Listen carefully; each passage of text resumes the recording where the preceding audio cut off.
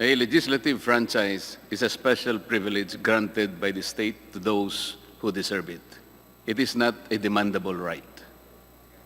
A franchise is imbued with public interest. The grant comes with duties and responsibilities both to the people and to their government. ABS-CBN came before this joint committee with the burden to convince each one of us that it has consensuously and faithfully discharged those duties and responsibilities from the time it was granted the privilege to operate a broadcasting company under its previous franchise. Congress has the exclusive constitutional mandate to either grant or deny a franchise application. This authority is borne out by the fact that not all who applied was afforded such privilege, which is why ABS-CBN must convince this chamber and the people that it serves that it is indeed deserving of a franchise. First, let's hear from Mr. Gabby Lopez III himself.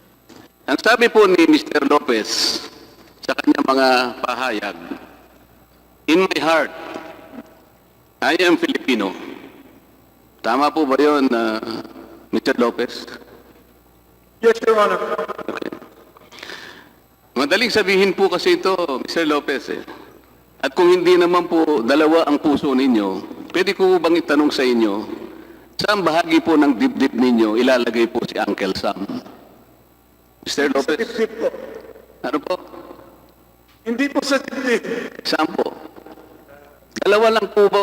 Isa lang ang puso ninyo. Kung hindi naman dalawa, ang tanong ko po, saan nyo ilalagay si Uncle Sam? Ang puso ko Pilipino. So, siguro ipapatupad ko lang yun. Ipinanganak sa Amerika, nag-aral sa Amerika, nagnegosyo sa Amerika, bumoto sa Amerika, ginamit ang American passport sa maraming yugto ng kanyang buhay at paglalakbay. But now that his American citizenship has become a burden and even conflicts with our Constitution in regard to ownership and management of his Philippine business, how and to what extent does he treat his American citizenship? Can we see again that particular footage? Siguro ipapatupad ko lang yun. Siguro ipapatupad ko lang yun. Ang sabi po niya, ibabato-bato ko na lang. That, ladies and gentlemen, is how best describe and reveal the posturing of ABS-CBN. It's not about service. It's about convenience, the advantage, and all the benefits that come with it. It's not about the Filipino people. It is all about itself, nothing more and nothing less.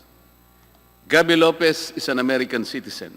Wala pong pagdududa na si Ginoong Gabby Lopez ay isang American citizen. Inamin naman po niya ito sa ating mga pagdinig at wala rin pong duda. Walang Pilipinong birth certificate si Ginoong Lopez. Inamin po niya na hindi iniregister ng kanyang mga magulang ang kanyang pagkapanganak sa Amerika sa pinakamalapit na konsulado o embahada ng ating bansa. Maging siya po, nang sumapit siya sa hustong gulang, ay hindi po niya sinikap na kumuha ng Philippine birth certificate. Madali pong gawin to. Bukod pa po sa tungkuling dapat itong iulat ayon sa ating mga batas. Ang lagi pong iminamatwid ng ABS-CBN at ang kanyang mga kapanalig ay si Ginoong Lopez ay tunay na Pilipino dahil ang kanyang mga magulang ay mga Pilipino ayon daw po sa principle ng jus sanguinis. Kailangan po nating liwanagin ito. Ang principle ng jus sanguinis ay isang disputable legal presumption. Wala pong naipakitang ebidensya na Pilipino pa rin ang mga magulang ni Ginoong Lopez nung siya ay pinanganak noong 1952 sa Amerika. Kailangan po kasi napatunayan muna ni Ginoong Lopez na Pilipino pa rin ang kanyang mga magulang nung siya ay isilang para magkaroon ng visa, ang jus sanguinis principle. Hindi po automatic ang application nito. Narito po ang mga records na pinagbasihan para mabigyan ng Filipino recognition si Ginoong Lopez. Ang una po, nakikita po ninyo sa ating screen, mga photocopy ng personal na birth certificates ng kanyang mga magulang. Hindi po authenticated o official na inisyu ito ng anumang ahensya ng ating bansa. Ang pangalawa po, yung affidavit of Filipino citizenship na ginawa ng ina ni Ginoong Lopez noong Enero 20, 2000. Halos 50 taon pagkatapos may panganak si Ginoong Lopez. Sa mata po ng ating batas, ang isang affidavit ay isang self-serving testimonial evidence at ang tinatanggap lamang ay mga hindi maitatangging mga documentary o tinatawag na object evidence. Katulad halimbawa po ng Philippine passport ng kanyang mga magulang noong ipinganak si Ginoong Lopez. Pangatlo, Philippine passport ni Mrs. Conchita Lao Lopez na ipinagkaloob sa kanya noong January 27, 1998. Ang problema po dito ay inisyo po ito 46 na taon nang nakararaan pagkatapos na mapanganak si Ginoong Lopez at hindi katibayan na simulat sa pool ay may hawak na Philippine passport ang kanyang ina. Dahil po dito ay makikita mismo sa records ng Bureau of Immigration and Deportation at ng Department of Justice ang mga sulat kamay na minota ng evaluator noong March 27, 2001. Makikita po sa slide, kaugnay ng aplikasyon ni Ginoong Lopez for Filipino recognition, nakasulat po ay ganito. There is no proof of Filipino citizenship of his mother at the time of his applicants, at the time of his, meaning the applicant, birth on August 13, 1952. Allegedly, his mother is also deceased. Nakapagtataka po na kahit sinabi ng evaluator na walang patunay na Pilipino ang ina ni Ginoong Lopez nang siya isilang, binigyan pa rin ng BID at DOJ ng Certificate of Recognition si Ginoong Lopez. Bakit po napakahalaga nitong handwritten note ng BID?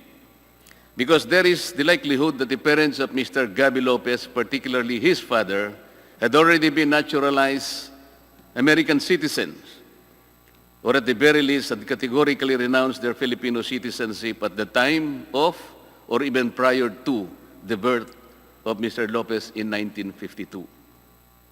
This also could be explained by why they did not report his birth to the nearest Philippine embassy or consulate in New York at the time.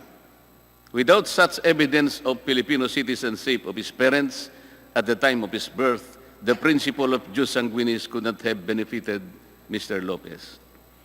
At kahit natanggapin po namin na Pilipino rin si Ginoong Lopez, ay malaking problema pa rin ang kanyang pagiging Amerikano na walang puwang sa mahigpit na tagubilin ng ating saligang batas na nakasulat sa Section 11, Paragraph 1, Article 16 of the 1987 Constitution. Nasa slide po yan. Alam ko po na na-memorize na po yan ng ating mga mamamayan na nakatutok sa mga pagdinig na ginaganap natin. It must be emphasized, Mr. Chair, that contrary to ABS-CBN submission, it is not the view of the Securities and Exchange Commission that matters here. It is not the opinion of the Department of Justice that will prevail here, not even the Bureau of Immigration or other agencies.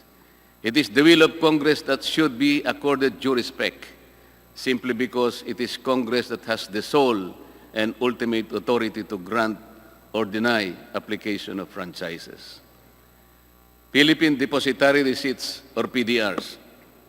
The hearings also proved that ABS-CBN, through a shell company, organized by Lopez Incorporated, also violated the constitutional restriction on foreign ownership and participation when it sold 187 million PDRs to foreigners, or 62.6% of the over 298 million PDRs issued by ABS-CBN Holdings Corporation, to which the same number of underlying shares of ABS-CBN were transferred.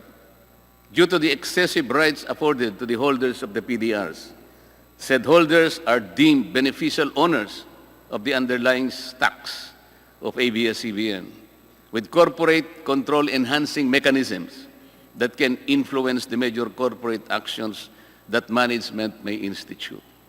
This is again a clear circumvention of Article 16, Section 11 of the 1987 Constitution.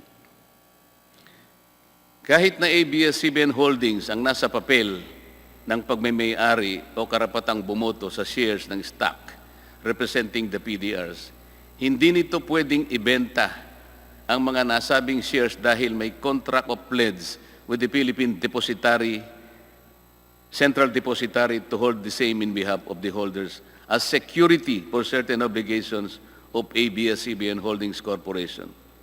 Hindi ba malinaw na pagbibigay ng kontrol ito sa mga dayuhang may hawak ng PDRs? Nandyan po sa slide yan. Lumitaw rin po sa aming pagsusuri ng mga foreign holders ay may option din na baguhin ang kanilang karapatan na sinasaad sa PDRs. Bagay na wala sa kontrol dito ang ating Securities and Exchange Commission. Bukod pa sa kanilang tanging karapatan na isalin o ibenta ito kahit kaninong individual, kahit walang pagsang-ayon ang Securities and Exchange Commission. Ang sabi nga ng isang prinsipyo sa batas, what cannot legally be done directly should not be done indirectly. Sa madaling salita, Mr. Chair, ang hindi dapat gawin sa patago, dapat itong gawin ng may pagsusumamo. Ang minamatid dito ng ABS-CBN ay ginamit naman daw ang PDRs bilang isang legal na instrumento sa maraming bansa. Ngunit ang hindi nila sinasabi ay wala namang restrictions ang mga ibang bansa tungkol sa pagmamay-ari o pamamalakad ng mass media sa kanilang mga bansa, gaya ng tagubilin sa atin. Gaya po sa Amerika, kahit 100% Filipino-owned ang TV o radio company, papayagan po ito. TV Plus and KBO pay-per-view.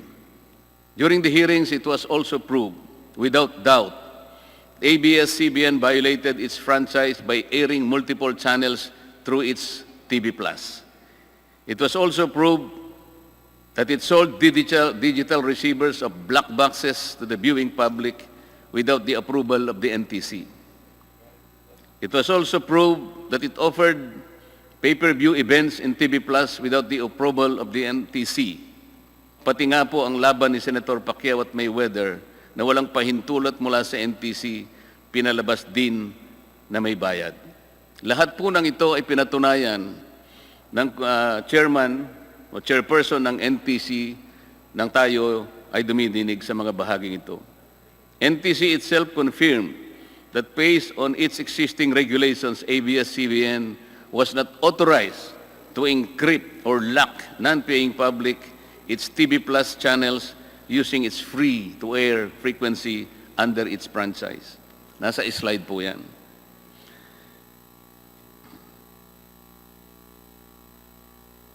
NTC under oath declared that ABS-CBN completely disregarded its order or letter to refrain from airing PPB or pay-per-view services without the conditional access system guidelines that are yet to be formulated. ABS-CBN even utilized the platforms of its subsidiaries, namely Sky Cable Corporation, AMCARA Broadcasting Network, and ABS-CBN Convergence in launching these illegal activities which, by the way, also compromised the respective franchises that are also being considered along with that of ABS-CBNs. Nagkasala ang ABS-CBN dito ng maraming beses. Pinangunahan nito ang NTC habang ito ay abala pa sa paggawa ng reglamentong ipatutupad sa tinatawag na conditional access system para sa pay-per-view. Sinadya nila ito sa kagustuhan nilang makinabang at kumita kahit wala pang itinakdang regulasyon, taliwas sa nakasaad sa termino ng kanilang prangkisa. Kung susumahin nga po ang multa doon lamang sa pagbebenta at paggamit ng, sabihin na lang nating 5 milyon na black boxes sa loob ng 5 taon at 4 na buwan, ang kwenta po ay aabot sa 1.97 trillion pesos. Hindi pa po natin sinasama dyan ang violation ng multiple channels. Alleged black timing with AMCARA. Ganito rin ang napatunayan na ginawa ng ABS-CBN nang gamitin nila ang Channel 43 para lumipat mula sa analog papunta sa digital system. Mula pa sa demonstration period na ibinigay ng NTC sa ABS-CBN, na hanggang June 30, 2015 lamang, ito ay nagpatuloy sa pag-broadcast ng TV Plus at pay-per-view incidents hanggang ito ay umabot ng 5 taon at 4 na buwan. At 1 taon bago matapos ang prangkisa ng ABS-CBN at AMCARA, ay ibinenta ng ABS-CBN ang 49% ng kanyang pagmamayari dito sa AMCARA na nagkukun block timing lang ang lahat para mapagtakpan ang paggamit ng TV Plus sa pag-akala nito ng prangkisa ng AMCARA ay hindi mapapansin na paso na rin noon pang May 4, 2020. Nabuko pa ang ABS-CBN ng mapatunayan sa pagdinig na hindi block time ang arrangement nila, kundi isang usufruct na ipinagbabawal po sa prangkisa. Ito po ay dahil sa pag-amin na rin ni Ginoong Karandang na halos 24 na taon ay ABS-CBN ang gumagamit ng kanilang frequency, gamit ang sariling logo, tauhan at pasilidad sa pag-ere ng kanilang programa. Pati nga ang kanilang transmitter na pinatunayan ng NTC at ni Ginoong Karandang na patuloy na ginagamit kahit sila ay may cease and desist order na tinanggap mula sa NTC noong May 5, 2020. Sa kabila po ng pagsiguro sa akin ni Ginoong Carlo Katigbak na sarado na ito dahil sa raw mismo ang nag-utos. Marami po ang makakasuhan ng perjury rito. For 24 hours a day, 7 days a week, for the past 24 years, ABS-CBN did broadcast all its shows through the Studio 23 frequency of AMCARA with only 3 hours sign-off. Nasa slide po yan. AMCARA has no shows of its own. It has no other client except ABS-CBN. This is usufruct, not block timing. And ABS-CBN and AMCARA have to face the legal consequences for this deliberate misrepresentation. At sa isang bahagi po ng pagdinig ay muli na naman po nilang tinangka ng ABS-CBN na palitawin na tuloy po ang usapan nila matapos ibenta na nito ang 49% sa pag-aari ng AMCARA. Nang tanungin ko po ang AMCARA kung papaano nila ito gagawin, samantalang mayroon ng petisyon sa NTC na pagtibayin ng deed of assignment ng AMCARA at Asian Multimedia and Production Company na kanilang pinagkasunduan noon Marso 12, 2019, ay wala na pong naisagot si Ginoong Karandang at inamin na po niya lahat na napatunayan ng bahaging ito ng ating pagdinig. Ang Asian Multimedia ay pag-aari ni Ginoong Federico Garcia, isang retiradong opisyal ng ABS-CBN. This surreptitious use of AMCARA as an artifice demonstrates a familiar pattern, Mr. Chair. Ibinabato-bato na lang ang pagtitiwala ng sambayan ng Pilipino. ABS-CBN is more of serving itself, its benefit, and all the perks that go with it. ABS-CBN's doubtful title to their properties. Hindi lang po ang Filipino citizenship ni Ginoong Lopez ang kaduda-duda. Maging ang mga titulo ng ABS-CBN sa mga pag-aaring biglang naibalik sa kanila pagkatapos ng EDSA Revolution ay kaduda-duda rin. Ganito rin po ang napatunayan na ginawa ng ABS-CBN nang gamitin nila ang Channel 43 para lumipat mula sa analog papunta sa digital na sistema. Mula pa sa demonstration period na ibinigay ng NTC sa ABS-CBN na hanggang June 30, 2015 lamang, ito ay nagpatuloy sa pag-broadcast ng TV Plus at pay-per-view hanggang ito ay umabot ng 5 taon at 4 na buwan. At 1 taon bago matapos ang prangkisa ng ABS-CBN at AMCARA, ay ibinenta nito ang 49% ng kanyang pagmamayari nito sa AMCARA. At nagkunmang na block timing lang ang lahat para mapagtakpan ang paggamit ng TV Plus sa pag-akala nito na ang prangkisa ng AMCARA ay hindi na mapapansin na paso na rin noon pang Mayo 4, 2020. Nabuko pa ang ABS-CBN ng mapatunayan sa pagdinig na hindi block time ang arrangement nila, kundi isang usufruct na ipinagbabawal po sa prangkisa. Ito po ay dahil sa pag-amin na rin ni Ginoong Karandang na sa halos 24 na taon ng ABS-CBN ang gumagamit sa kanilang frequency, gamit ang sariling logo, tauhan, pasilidad sa pag-ere ng kanilang programa.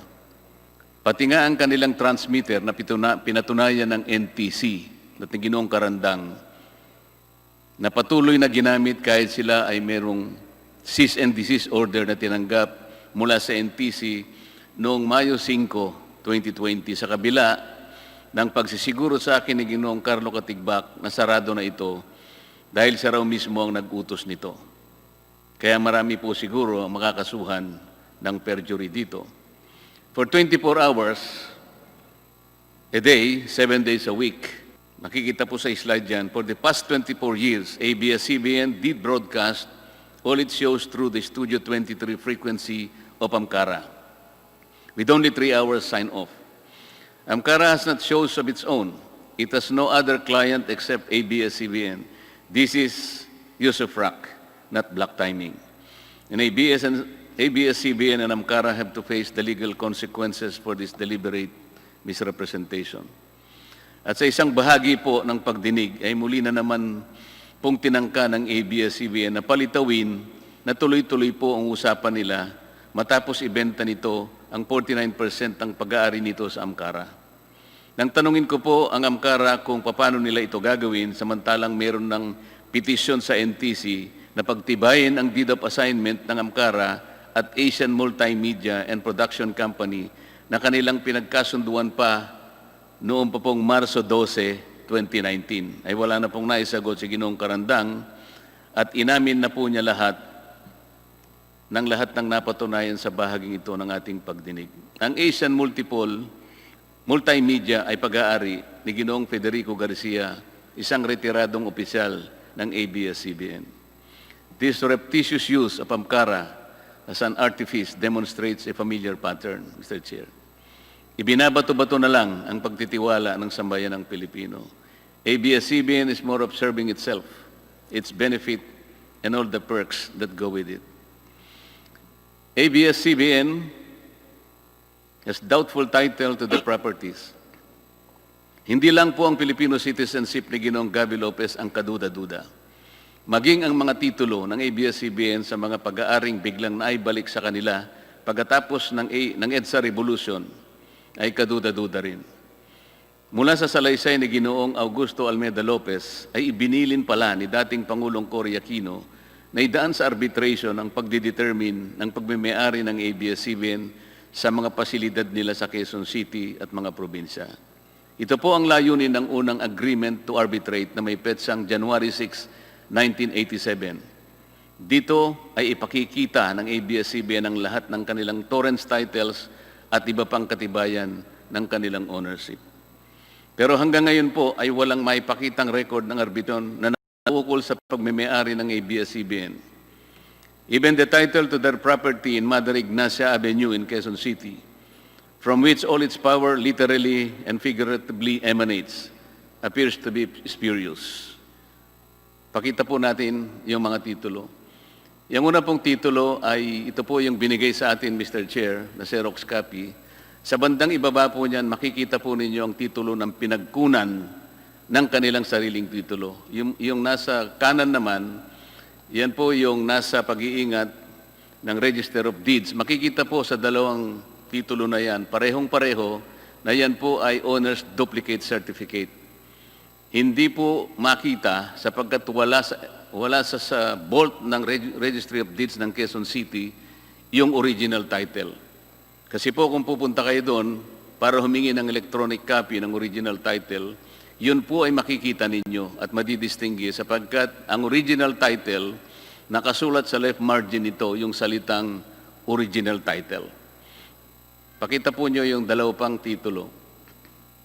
Yan pong dalawang nakikita niyong titulo, yung bandang kaliwa, yan po yung pinagmulan na titulo ng ABS-CBN, yung TCT number 110731. Magtataka po kayo dyan pag sinuri ninyo, ibang lugar po ang nakalagay dyan, parang Bagong Nayon, Quezon City, at ang kanyang area ay 42 square meters, hindi po 44,000 plus square meters na nandun sa kanilang titulo.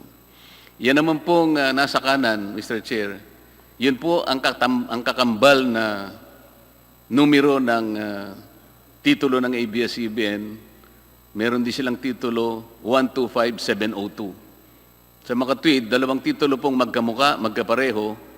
Yung isa po ay ibang lugar na naman, pero yan ay 400 square meters lang.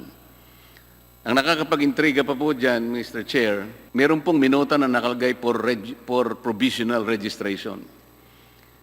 Pero 53 taon nang nakararaan, hindi naman po nila makita o hindi maipakita sa atin yung kopya ng petition for registration. Ang katibayan na maaring wala pong ganun, sapagkat hindi man lang naka-annotate do sa likod ng titulo, na dapat sana ay naka-annotate po yung petition for registration sa likod ng titulo. Wala po. At the very least, Mr. Chair, makikita natin doon yung title ng kaso, Petition for Registration, or Petition for Provisional Registration, yung case number, at pati na po yung pangalan po ng korte. Halimbawa po, Branch 110 ng Regional Trial Court, ng Quezon City. Wala po lahat yun. Kaya talaga pong kaduda-duda yung titulo mismo ng ABS-CBN diyan sa Memander Ignacia na kung saan nandyan po ang kanilang headquarters. Ito po siguro ang dahilan, Mr. Chair, kung bakit ipinasya ni Pangulong Cory Aquino na idaan ang lahat sa arbitration. Sa kasamang palad, wala nga po silang maipakita ng record ng arbitration na ito hanggang sa ngayon. Tax evasion. It was conclusively proved that ABS-CBN and its subsidiaries engaged in complex schemes to unjustly avoid paying taxes or unconscionably reduce the taxes due to the government. Nakasaad po sa prangkisa ng ABS-CBN na dapat itong magbayad ng tama at kaukulang buwis sa pagtuos ng BIR. But ABS-CBN used its wholly owned subsidiary, Big Dipper Digital Content and Design, Inc., a PESA-registered IT company, as a convenient tax shield to deprive the government of billions in revenues. Lumitaw po sa pagdinig na bilang isang PESA-registered company, ang Big Dipper ay exempted sa pagbabayad ng buwis sa unang 6 na taon nito. Pagkatapos nito ay lilipat siya sa 5% na pagbabayad ng tax on gross income, napakaliit kung ihahambing sa hindi PESA-registered company na nagbabayad ng 30% of its taxable income, maliban pa sa iba't iba pang national and local taxes. Ang mas malaking bentaha po ng Big Dipper ay walang tax na ibinabayad kung magdideclare po ng dividends na kasangkot ang ABS-CBN bilang parent company. Very much like the AMCARA ploy, Big Dipper has no other clients than ABS-CBN and its subsidiaries.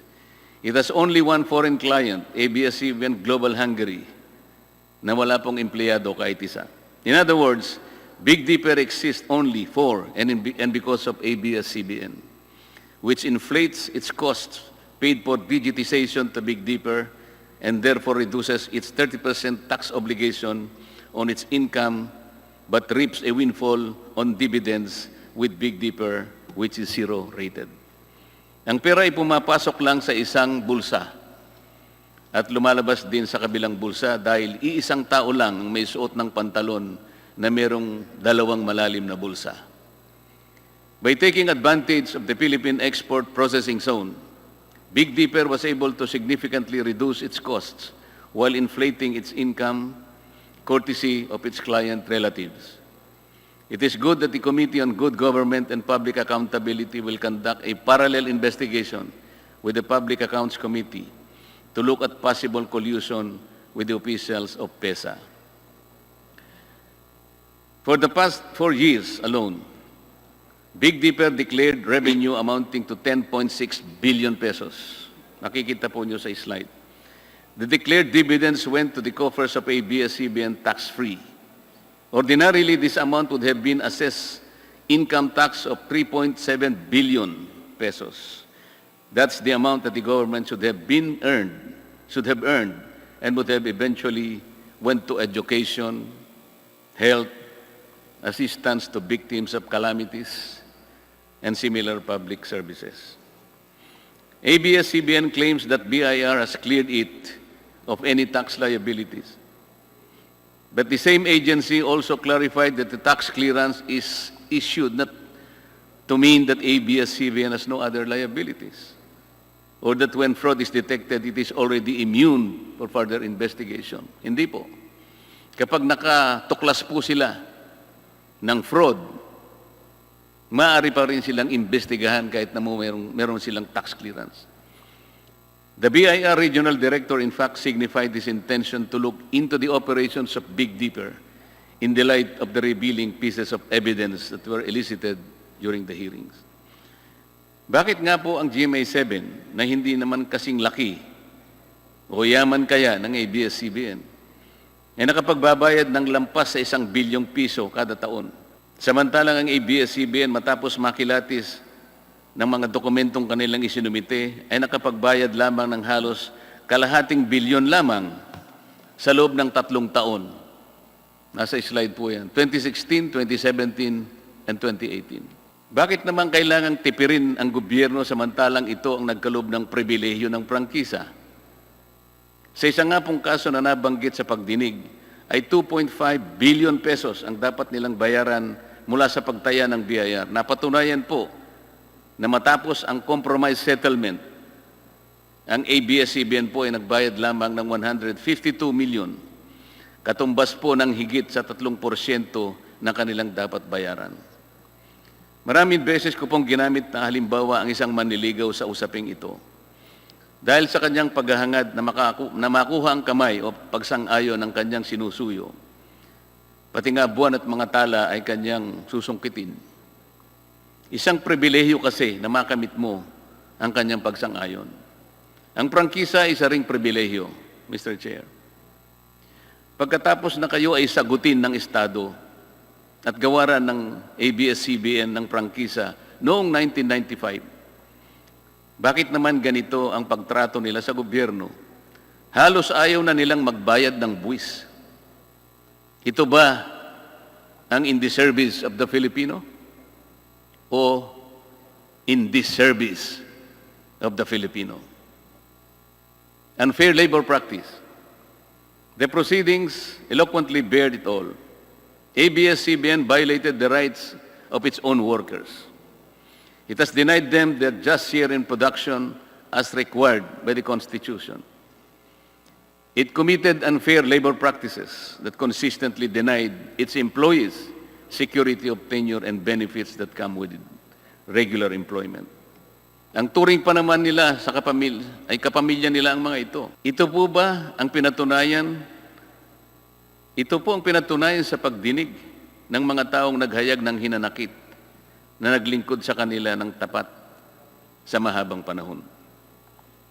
Napatunayan din natin na sadyang nililito ng ABS-CBN ang publiko nang sabihin nito na lampas sa 11,000 ang mga empleyado nito, nang masusing tingnan ang mga papeles galing sa mga hensya ng ating pamahalaan tulad ng BIR, PhilHealth, SSS, Home Development Fund at Employment Compensation Commission. Ang regular na manggagawa ng ABS-CBN ay halos 1/3 bahagi lamang. At ang karamihan ay tinrato na independent contractors, talents, project workers at contractuals, kahit pang regular na empleyo ang kanilang normal na gawain. Ipinagmalaki ng ABS-CBN ang halos 14 na benepisyo na tinatanggap ng kanilang talents, project workers or contractuals. Pero ang pinakamabuti, ang pinakamahalagang benepisyo, ang pagiging regular, ay tahasan naman nilang ipinagkait sa kanila. It was established that ABS-CBN, and contrary to the endeared kapamilya treatment to its workers, showed a pattern of systemic denial from its deserving workers the benefit of regularization.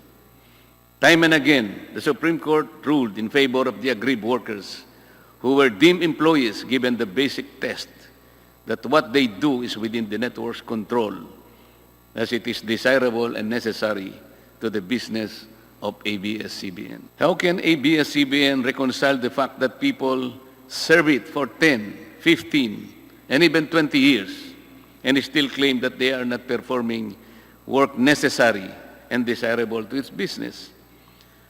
Paano po sila mamamalagi ng ganong katagal kung hindi naman kailangan ng kanilang paglilingkod?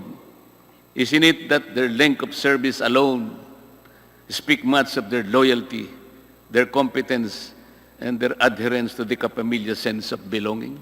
Ibinabato-bato na lang ba ninyo kung saan-saan ang kapakanan ng inyong mga kawani? Gaya po ng sinabi ko na, ABS-CBN should have led the example that charity begins at home. Total bilyon-bilyon naman ang kinikita ninyo taon-taon at bilyon-bilyon din naman ang natitipid sa pagbabayad ng buwis. Hindi pa ba ninyo kayang totohanin na maging kapamilya ninyo ang mga manggagawang ito, alang-alang man lang sa katuwiran na nakasama ninyo sila at napakinabangan sa mahabang panahon? Ngayon, ginagamit na naman sila ng ABS-CBN sa dahilan para bigyan sila ng bagong prangkisa. Hindi lamang po sila, pati ang mga kababayan nating pinasasaya nila. Kanina lang po ay nakita natin muli ang kanilang isa-isang paghibik na kung isasara ang ABS-CBN, mawawalan na sila ng tagatangkilik, tagatulong, tagapagbigay ng pag-asa, kapanalig nila sa bawat yugto ng kanilang buhay. Nakita po natin lahat yun. Pero ang palagi nating sinasabi, magagawa naman po yan ng ABS-CBN. Sapagkat yan ang pinakamalaki na broadcasting industry sa ating bansa. Magagawa naman niya yan sapagkat yan ang tungkulin niya talaga kung bakit siya kumuha ng prangkisa. Pero mas lalo niyang magagawa, Mr. Chair, na sumunod sila sa batas habang ginagawa nila ang kanilang tungkulin. Sinabi ba nila sa kanilang mga taong binibigyan ng entertainment na dapat huwag silang singilin sapagkat ang prangkisang ibinigay natin sa kanila 25 years ago ay libre? Ang tawag nga natin free-to-air frequency. Ang ibig sabihin, hindi po kayo pwedeng magbenta ng black box. Pagkatapos pasisingil nyo sa kanila. Sisingilin nyo sa kanila. Hindi kayo pwedeng magbigay ng maraming channels para exclusive, para ilock ninyo, para maging encrypted. Sapagkat kapag bumili sila ng pangkaraniwang digital receiver o black box, hindi nila mapapanood yun. Kailangan magbayad ang tao. Ganun po ba yung pinaliwanag nila nung i-launch nila ang TV Plus? Hindi po. May panlin lang. May pandaraya. Dapat sana binigay yun ng libre. 12 channels. Lalong napasaya ang mga tao. Lalong gumanda ang prestihyo at ang imahe ng ABS-CBN. Sapagkat walang siningil kahit isang kusing mula sa ating kababayan. Sapagkat yun ang tungkulin nila sa kanilang prangkisa. Yun ang sinumpaan nila sa kanilang prangkisa. Pero kabaligtaran na nangyari. Pero ngayon, gagamitin nila ang mga taong bayan. Kabaligtaran na naman ang pinapaliwanag. Hindi ba't ABS-CBN naman ang unang dahilan kung bakit ang mga manggagawa ay naging kawawa? Dahil hanggang ngayon, ay binabato-bato lang nila ang kaparapatan ng kanilang manggagawa. Political bias and bias reporting. ABS-CBN has been biased in favor or against candidates during past elections is already common knowledge. Kahit paulit-ulit na itanggi ito, kahit magtago pa ito sa likod ng press freedom at doktrina ng fair comment, alam na natin ito. Ito ay wala ng bago.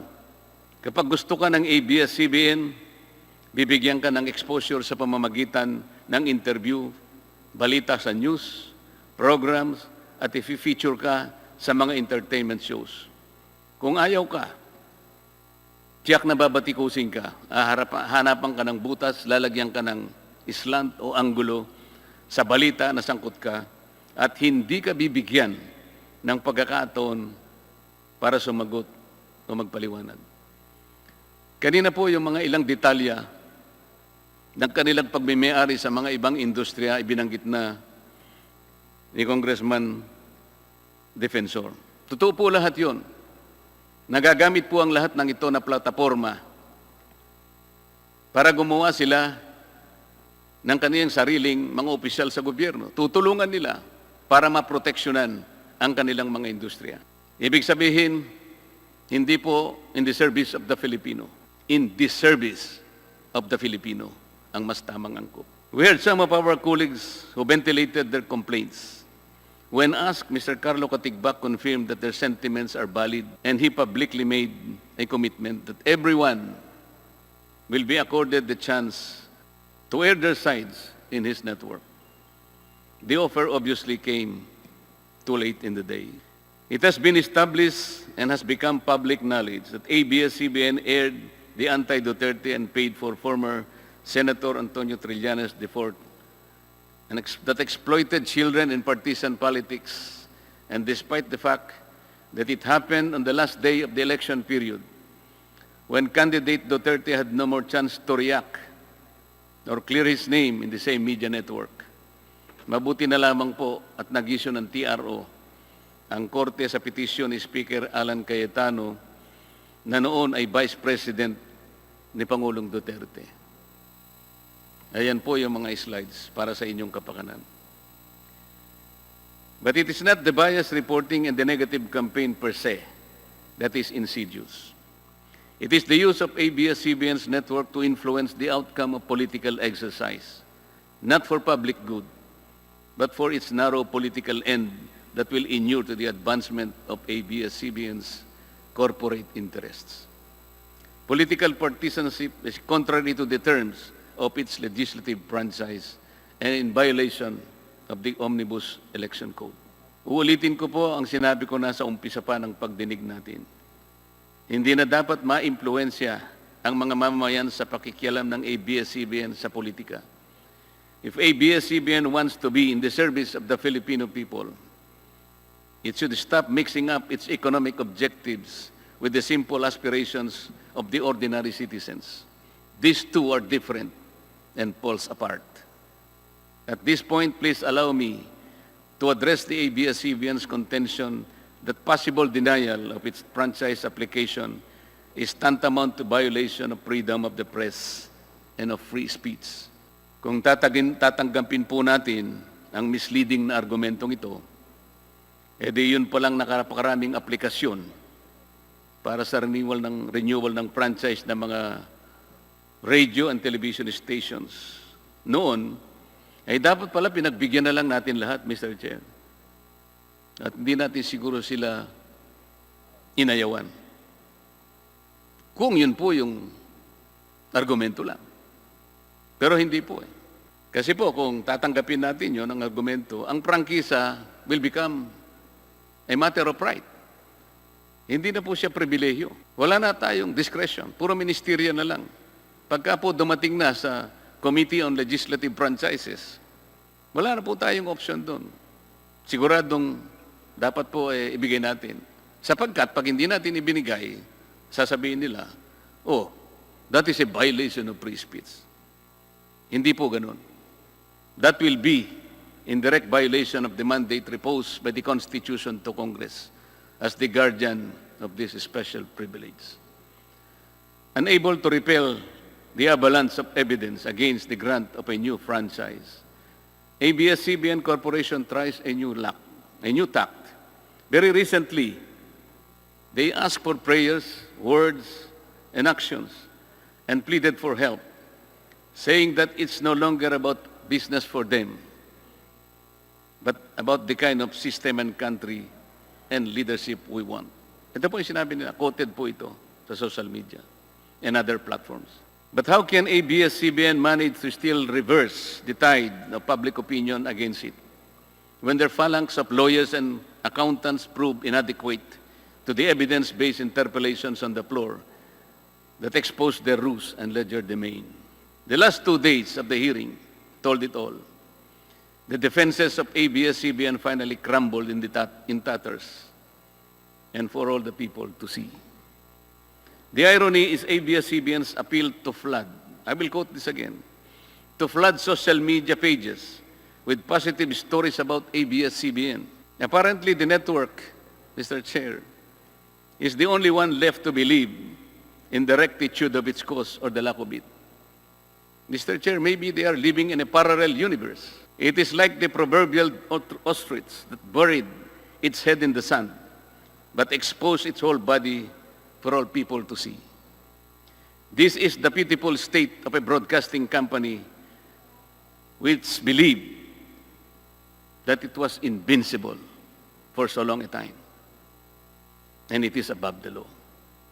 It is high time that the sovereignty of the airways be restored to the people, the ones who will finally decide to whom and when to grant this special privilege called franchise. Mr. Chair, gusto ko pong pasalamatan bago ko magtapos si Enrique Hill at Lisa Soberano sa pagbati at pamanghik na ipinaabot nila sa aming mag-asawa. Naramdaman ko ang kanilang katapatan. Sana po ganun ang ABS-CBN. Sa kanilang dalawa, alam ko na mauunawaan nila na ito po ay tawag lang ng tungkulin at hinahangad ko ang higit na tagumpay para sa kanila sa mga darating na panahon. Let me end with a popular movie clip from an on-screen and off-screen hero that had captured the hearts of millions of Filipinos to sum up the comprehensive, impartial, and open proceedings implored by the Speaker of the House, Alan Peter Cayetano, in regard to the franchise application of ABS-CBN.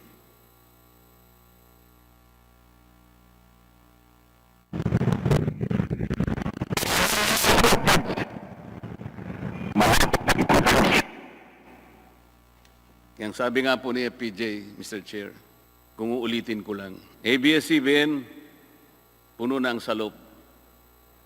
Dapat ka ng kalusin. Maraming salamat po.